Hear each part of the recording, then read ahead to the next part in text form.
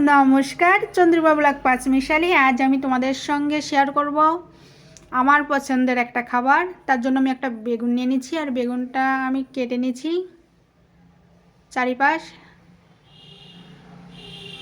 ভেতরটা দেখার জন্য যে ভালো আছে কি না। আর কয়েক কোয়া রসুন নিয়ে নিচ্ছি, আর একটা কাঁচা লঙ্কা নিয়ে নিচ্ছি। এখন আমি বেগুনটার মধ্যে রসুনের কোয়াগুলো ঢুকিয়ে নিচ্ছি। দেখতে পাচ্ছ, এইভাবে আমি ঢুকিয়ে নিচ্ছি চারিপাশেই। কাঁচা লঙ্কাও, আর হালকা একটু সরিষার তেল মাখিয়ে নিচ্ছি বেগুনের গায়ে। এখন আমি বেগুনটা পুড়িয়ে নিচ্ছি। আমি এই পাশ ও পাশ করে ভালোভাবে ঘুরিয়ে ঘুরিয়ে পুড়িয়ে নিচ্ছি।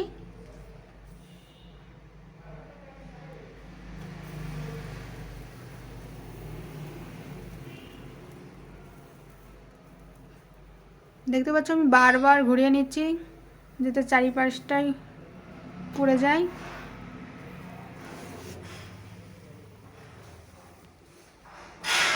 আমার বেগুন পোড়ানো শেষ।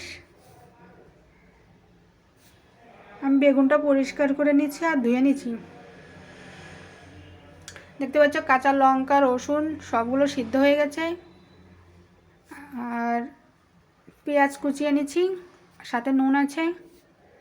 এখন আমি ভর্তাটা বানাচ্ছি, মেখে নিচ্ছি। রসুনগুলো খুব সুন্দর সিদ্ধ হয়েছে।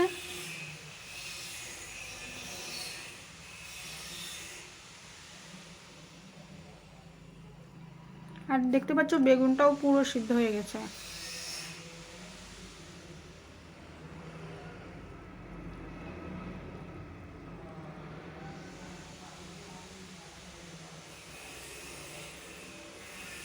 আমি এইভাবে 3 মিনিট মতন মাখিয়ে নিচ্ছি।